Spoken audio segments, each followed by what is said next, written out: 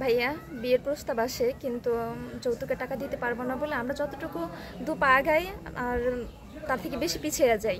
বয়সটা বড় কথা নয়, তো মনের মিলটা হয়েছে বড়। কারণ যে আমাকে কেয়ার করবে, যে আমাকে ভালোবাসবে, আমিও তাকে অবশ্যই ভালোবাসবো।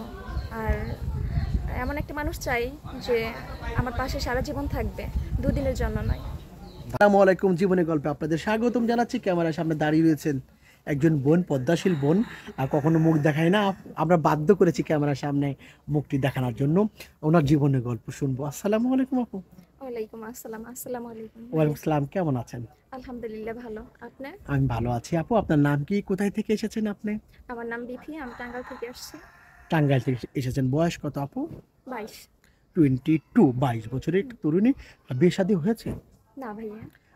পরিবারে কে কে আছেন? আমার মা, আমার ছোট ভাই আর আমি। বাবা নাই? না। বাবা কি হয়েছেন? বাবা রোড অ্যাক্সিডেন্ট মারা গেছে। ইস, কতদিন আগে? 2 বছর। 2 বছর আগে। আপনার তো বিয়ের বয়স হয়েছে।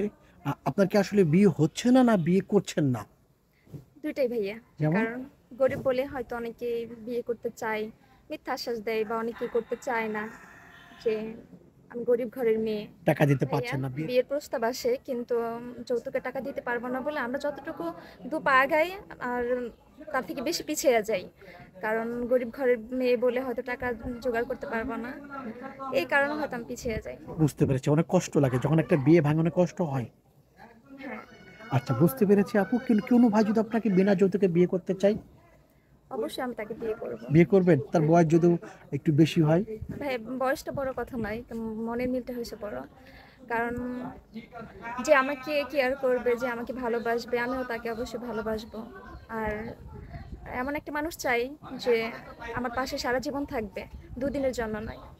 দারুণ কথা বলছি আপু। আপনার সাথে যোগাযোগ করবে কিভাবে? ভাই আপনাদের সাথে যোগাযোগ করলেই হবে। আমাদের সাথে প্রিয় দর্শক, ওনার নাম বৃষ্টি।